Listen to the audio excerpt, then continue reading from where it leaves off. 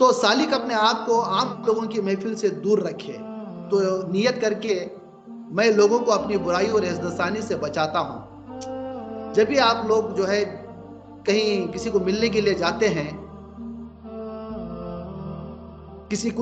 جاتے ہیں،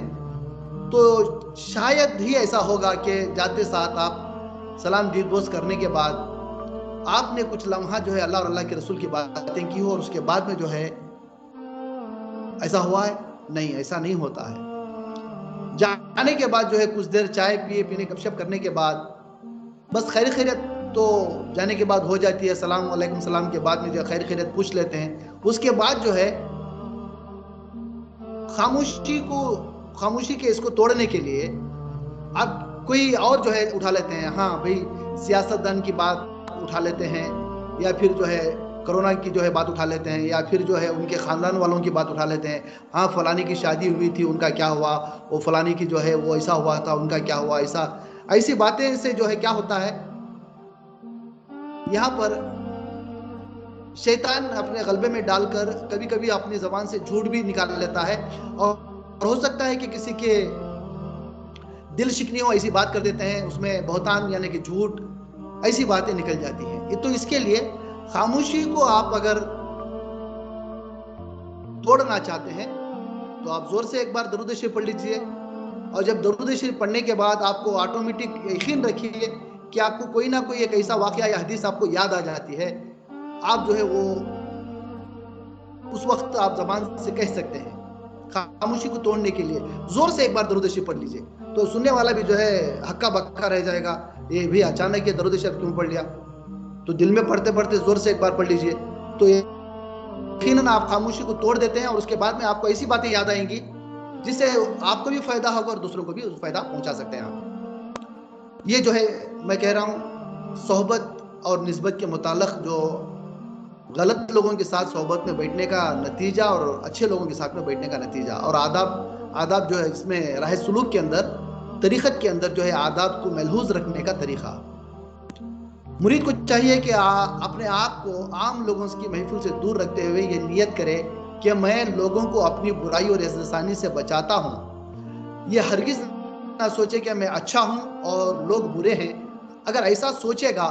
تو مردود ہو جائے گا۔ اب اپنے آپ کو دکھانے کی کوشش نہ کریں کہ ہاتھ میں تسبیح پکڑ لیے اور لوگ جو ہے سامنے بیٹھے ہیں اور تم اپنی جو ہے ذکر میں مشغول ہو جاؤ۔ ایسا نہیں ہے۔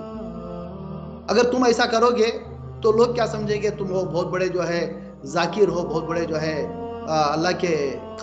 نزدیک رہنے والے ہو، ولی ہو۔ ایسا آپ کو سوچنا بھی جو ہے غلط ہے، آپ کے لیے غلط ہے۔ شاید سوچ بھی لے کوئی آپ کو دیکھ کر کہ آپ بہت اچھے ہیں، لیکن آپ کے لیے وہ غلط ہوگا۔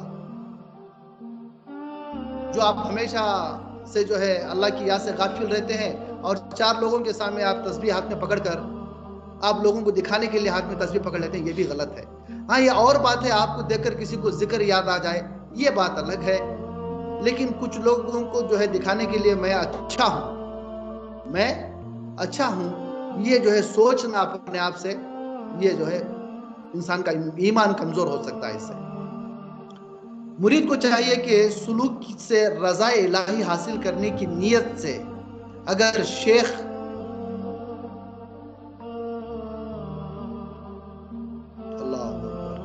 بننے کی نیت کرے گا تو وہ شرک کا مرتکب ہوگا۔ اب یہاں پر دیکھیے، مرید اگر کچھ ایک مقام پر پہنچ جاتا ہے تو وہ چاہتا ہے کہ میں شیخ کی برابری کروں، یا پھر جو ہے میں بھی شیخ بنوں۔ تو یہاں پر کیا ہوتا ہے، اب اس کی نیت میں کچھ لوگوں کے سامنے اپنے آپ کو کوئی اگر اسے صاحب بلا دے یا کوئی اسے شاہ صاحب بلا دے، تو اپنے آپ کو جو ہے وہ اندر ہی اندر، کیونکہ یہ نفس لوامہ کی یہ میں بات کر رہا ہوں، نفس لوامہ میں ایسا ہوتا ہے کہ انسان نفس امارہ، نفس ملہمہ سے نکل کر نفس لوامہ کی طرف جاتا ہے، تو اندر اس کا دل خوش ہوتا ہے۔ کوئی اس کی تعریف کرتے ہیں تو خوش ہوتا ہے، کوئی اس سے جو ہے اس کی اچھائی بھلائی بیان کرتے ہیں تو اس کا دل خوش ہوتا ہے۔ تو یہ نفس لوامہ میں جو ہے اس کے لیے اپنے آپ کو وہاں پر جو ہے ملامت کرنا چاہیے، نہیں میں ایسا نہیں ہوں، میں ہرگز ایسا نہیں ہوں جو آپ سمجھ رہے ہیں۔ اب یہاں پر زور سے تو یہ نہیں کہہ سکتا، کم از کم اپنے دل کو میں اس کے قابل تو نہیں ہوں، پروردگار مجھے لوگوں کے تو اس طرح قابل بنایا،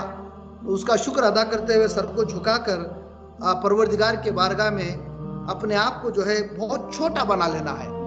جب وہ ایسا کرے گا تو الحمدللہ جو ہے نفس لوامہ جو ہے اس کے اوپر غالب نہیں ہوگا۔ جب اس کی تعریف ہو